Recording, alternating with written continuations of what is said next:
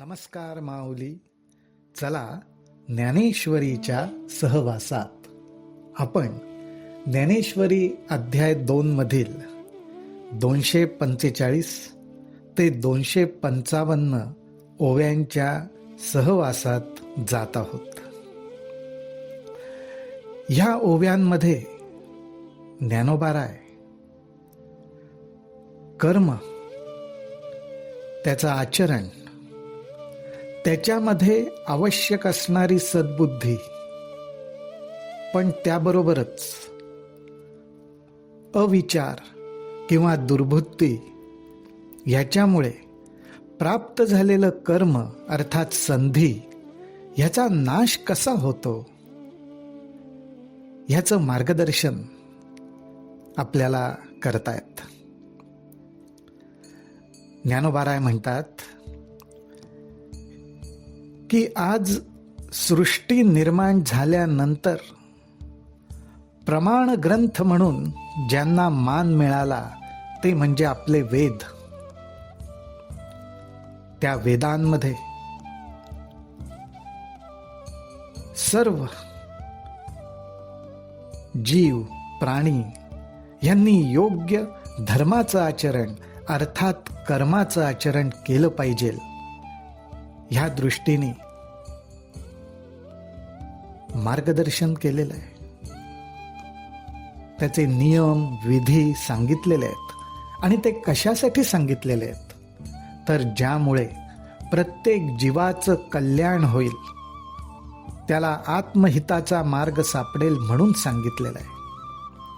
परंतु मुख्य उद्देशालाच बगल देऊन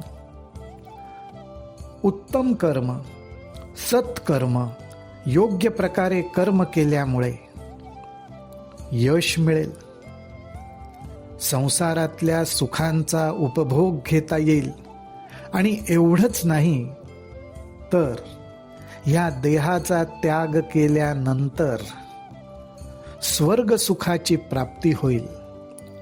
ही केवळ आमिष दाखवली जातात.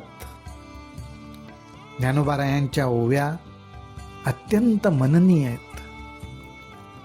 ते म्हणतात, वेदाधारे बोलती केवळ कर्म प्रतिष्ठिती, परी कर्मफळी आसक्ती धरुनिया.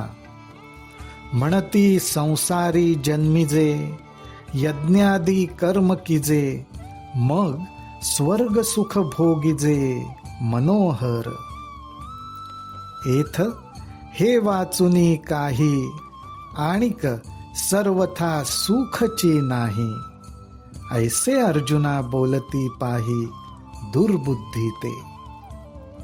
ज्ञानोबाराय असं जे मत मांडतात ते मत मांडण्याचं कारण त्यांच्या ठिकाणी असलेली दुर्बुद्धी होय असं म्हणतात.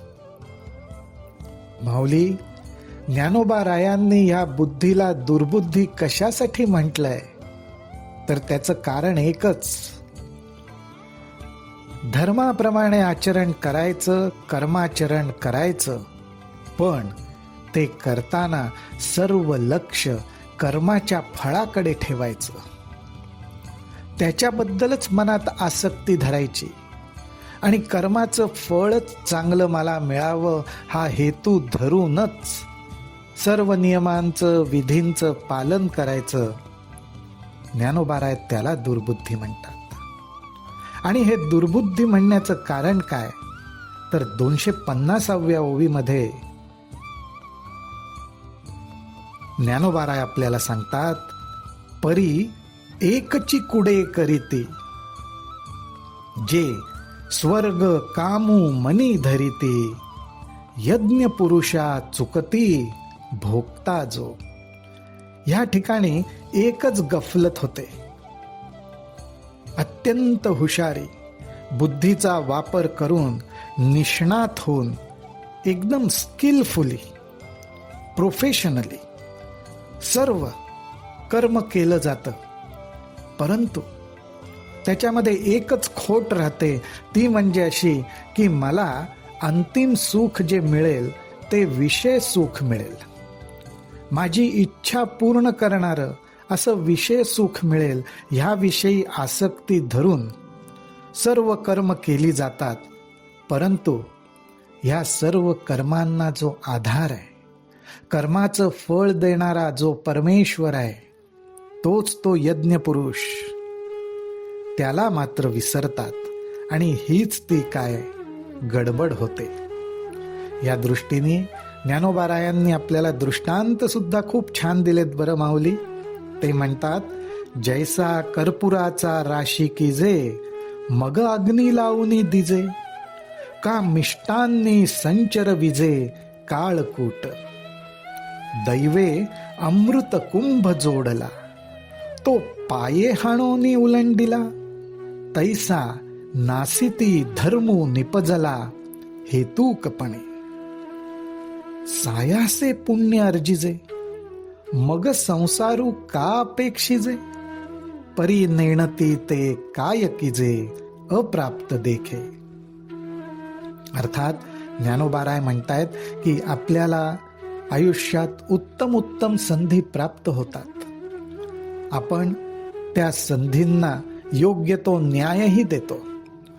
आपल्या जवळचं ज्ञान, शक्ती, कौशल्य सगळं पणाला लावून आपण योग्य प्रकारे कर्माचं आचरणही करतो. परंतु ते कर्माचं आचरण करत असताना केवळ लौकिक अर्थाने विषय सुख मला मिळावं एवढीच आपण अपेक्षा आणि आसक्ती मनात धरतो. आणि ती जर का धरली तर माऊली म्हणतात, ज्याप्रमाणे उत्तम प्रतीचा कापूर जमवावा आणि त्या जमलेल्या कापुराला अग्नी लावून द्यावा, किंवा उत्तम मिष्टान्न खाण्याचा योग यावा पण त्या मिष्टान्नामध्ये आपल्याच हाताने आपण विष कालवावं, असं काहीसं होतं हो. आपल्याला परमेश्वराच्या कृपेने उत्तम कर्म करण्याच्या संधी चालून येतात, परंतु केवळ विषय सुख मिळावं ह्या प्रेरणेने, या आसक्तीने माऊली म्हणतात, ज्याप्रमाणे दैवयोगाने अमृत कुंभ मिळावा पण तो आपणच आपल्या पायाने लाथाडावा, त्याप्रमाणे त्या संधीला लाथाडल्यासारखं होतं. अर्थात या ठिकाणी ज्ञानोबारायांना, श्रीकृष्ण परमात्म्याला, आपल्यासारख्या जीवांना, अर्जुनाला हे सूचित करायचंय की तुला ही चांगली संधी प्राप्त झालेली आहे.